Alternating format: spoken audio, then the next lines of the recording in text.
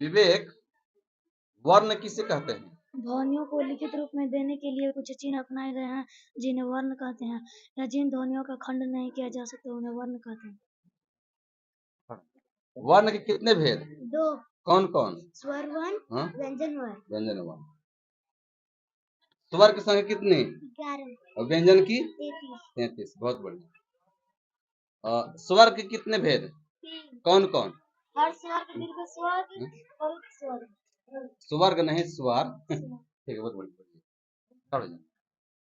तो बताना, हरस स्वर के गो? 4 गो। दीर्घ स्वर के गो?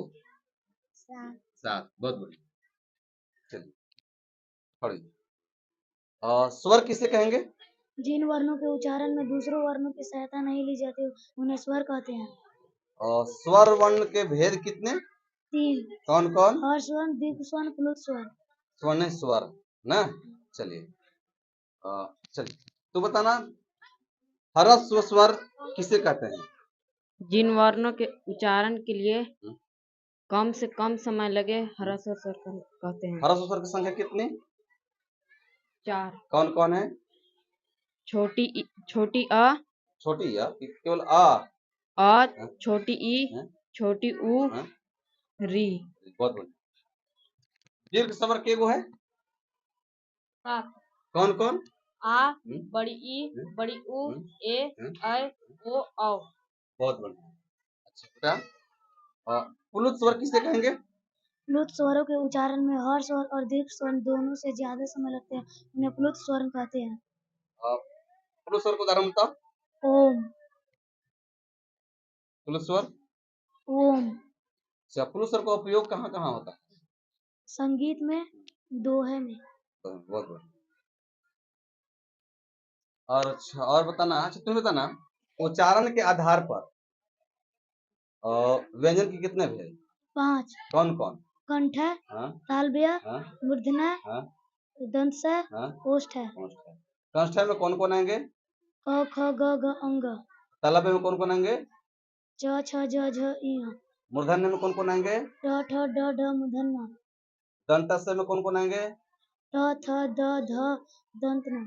ओष्ठ में कौन कौन से आएंगे? प, फ, ब, भ, म। अच्छा, तो बताना, श्वास के मात्रा के आधार पर व्यंजन कितने प्रकार के? 2। कौन कौन? अल्पप्राण, महाप्राण। अल्पप्राण किसे कहेंगे? जिन वर्णों के उच्चारण में कम से कम समय लगे, श्वास की मात्रा कम होती है, उन्हें अल्पप्राण कहते हैं। अल्पप्राण। अच्छा, महाप्राण? जिन वर्णों के उच्चारण में श्वास की मात्रा अधिक होती है, उन्हें महाप्राण कहते हैं। अच्छा, अल्पप्राण कौन कौन होते हैं? क, ग, अंग। अंग मतलब प्रत्येक वर्ग का कौन कौन? पहला, तीसरा, पांचवा अंग। पहला, तीसरा और पांचवा अंग। और महाप्राण प्रत्येक वर्ग का कौन कौन अक्षर होता है? तीसरा, दूसरा और पांचवा। दूसरा और पांचवा, अर्थात क ख ग 5 गो होता है, जो का में कौन हो जाएगा? ख और अंग, है ना, महाप्राण होगा। चलिए, अच्छा तो बताना, स्पर्श के आधार पर व्यंजन के कितने भेद? 3। कौन कौन? स्पर्श व्यंजन, अत्यंत व्यंजन अंतस्थ व्यंजन और उष्ण व्यंजन। उष्ण व्यंजन। अंतस्थ व्यंजन की संख्या कितनी होती है?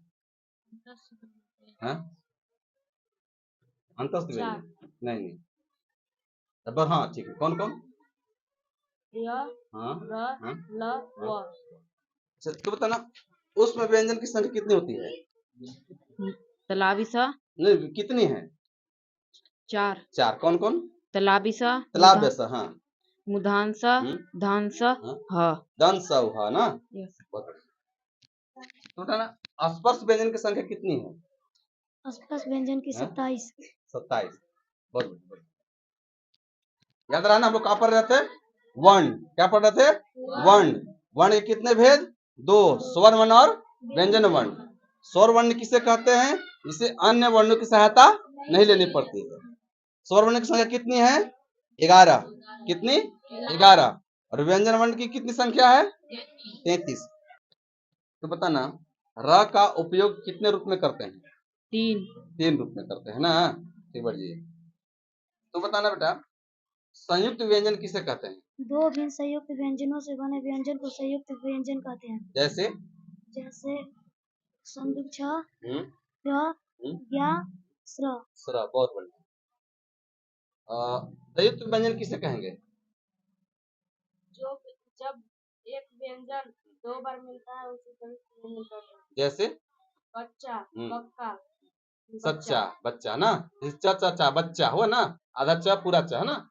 एक व्यंजन दो बार मिलता है उसको हम लोग क्या बोलते हैं? द्वैत व्यंजन कहते हैं ना। और र को कितने रूप में हम लोग प्रयोग करते हैं? 3 रूप में। समझ गए? चलिए बहुत बढ़िया।